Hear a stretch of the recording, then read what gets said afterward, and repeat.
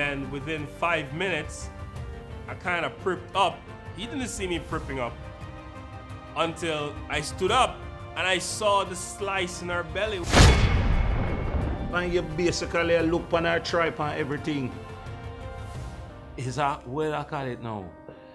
One of the wickedest experience you ever get as a human being. It's kind of gross. I'm not lying. It's kind of gross. It's kind of gross. Don't anybody tell you it's all gravy. Because when you look upon your woman and look upon her tripe and everything up in her belly, it's not a normal thing. The doctor said, "No, sir, can you please sit back down?" So I sat back down, but the image was still in my head like, yo, this baby's coming out.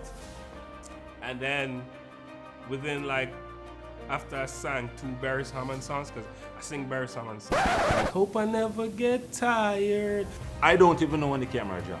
All I know say, me have to just exit and go and hold it till them done do what them do.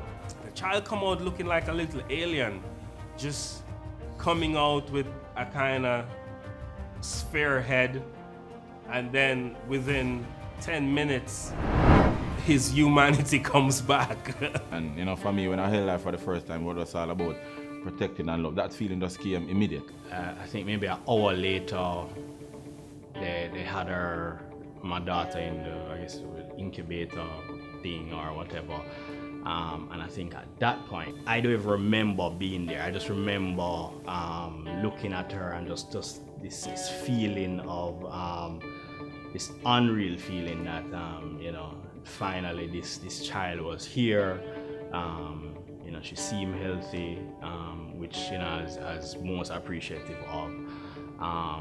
But it was a magical moment. Oh my God, this is a miracle, because it really is. And it gives you a lot of jitters in your stomach as a father, because one, you're saying, oh, I'm gonna have to take care of this person. All my kids' mom can testify that I'm what you call a good or a great father. You know what I say? Deal with them 100%, doing all the duties. You know what I say? I know only a man like me about in the earth, you know. And even if I'm not with any of my kids' mom, them can tell us, say, them get a good baby father, you know? The difference that fatherhood has made in my life, having 2 daughters and a son. Like, everything that I do is all about them. You know, I have more drive now for just do things. I have to be, you know, kind of more careful of how me do things, what you say, where you do it, and what. Stepfather, you know, see, I made the kids rather. Most of the time, to tell the truth, I don't feel like I'm a step-parent. I feel like they're of my own seed. They just out of the blue just started calling me daddy, right? I guess because I'm the one that cooks their breakfast, get them ready for school, drop them off at school, pick them up from school, get them dinner, all of that. Like, I take care of all of their needs. Like, the mom said if I could come here, she would have a happy life. She wouldn't do nothing at all. You know, the bond that I have with her is so special. And yeah, you know, you think about the years to come, you know, the teenage years. You think about what you might have to do to some of these dudes who, you know, carry her out, and the first guy that break her heart, the first person that make her, you know, truly cry and hurt and stuff like that. But I don't know. I think you worry about those things just because that bond between a father and a daughter is just even so much more special. I don't raise my daughter different from my son, because my daughters kind of tend to cling to me a lot. No, me and my boy a roll, I just me and my boy a roll. When I'm ready, I'm having a little soft side. But you know, I have to worry myself. I'm kind of the unconventional father when it comes to babysitting. So my way of babysitting is to sit and baby play. Like, I'm doing the sitting. So if they're doing something, I just want to make sure they're not touching the plug or something like that. And if they are, I say, hey! And they'll move. My only challenge as a parent has been with my son, which is my oldest son. He's artistic. So him by himself is like growing up around 10 or 15 different kids. He has to be doing speech behavior therapy, and that has nothing to do with the school fees. I've had to make him have shadow teachers for many years. So he is the one that I would say you have to dedicate more time than where I do for the rest of the kids, because the rest of them normal. He was diagnosed with autism when he reached 2, so that has been an uphill challenge for me as a parent. So I've been mother and father for him. His name is Chad Antonio. I plan for their future like any other father would. The school that they're going now, the prep school, before they went there, will decide what was best for them.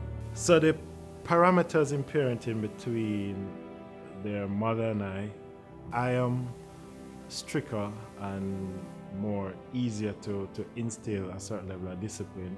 She's more relaxed. We have learned from each other, because I think she has toned me down. She gives me leverage, you know. She gives me leverage because she has seen where it works. Because when they just came into my life, they didn't listen at all. Like, you have to talk to them multiple times for them to listen. And I started instilling my way of discipline, and she started to see that level of improvement. So I learned from her how to tone it down in that area. So there's a balance where she see where certain things that I do work, and I will see certain things in which she will do work. Well, my advice to future fathers or present fathers is try be there as much as you can.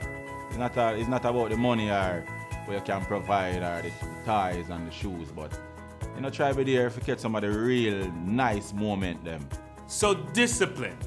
I do not believe that discipline equals punishment.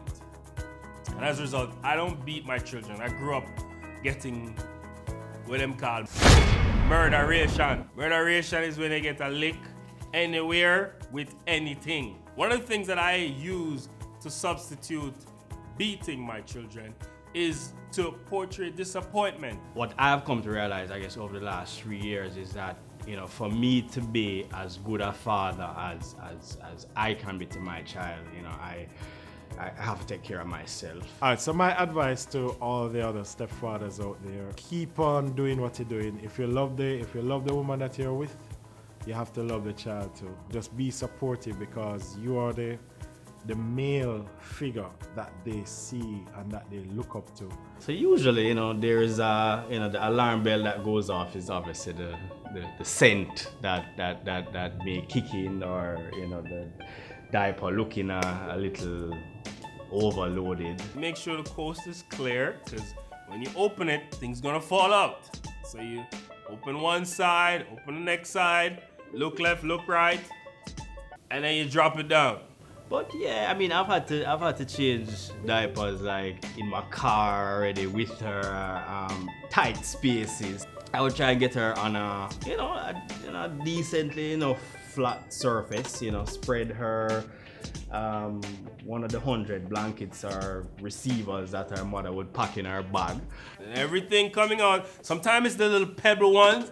Sometimes it's mucky, because the formula wasn't mixed properly. So, it comes out kind of heavy. You have to wipe from top to bottom. Remove the used diaper, wrap it up, get it ready to be disposed. The 2 tons of wipes that are there, you clean up. Usually there is that little lotion, not lotion, like an ointment, I think. You get the ointment in the little creases and whatever. Get the new diaper back on. You're good to go. You have to make sure that they see you as a role model, somebody to emulate. So when you're thinking about getting children, if you have certain things that you have to reorganize as an individual, then you have to look within yourself. Once you're preparing to become a parent, make sure you're prepared to have fun with your children. Remember, having a child is not about a man just dropping off some money to him baby mother or to him wife. You're prepared to have fun, to let them enjoy their childhood coming up. Because what you're basically doing is setting the foundation for them so that when they have children later down the line, they will have something to say, okay, my father was like this, and I would like to be like this or to be better. So, just put it, you want to be your child's best friend. And everything else will just follow and go through as you go along.